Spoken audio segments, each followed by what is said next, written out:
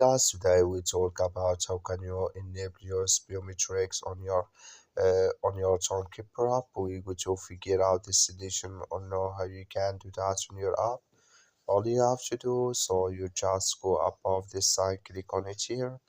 So when you just click on it, it's going to take you to this list, and all you have to do, so you just click here on security here. When you just click on it, so then it's going to take you to next step here.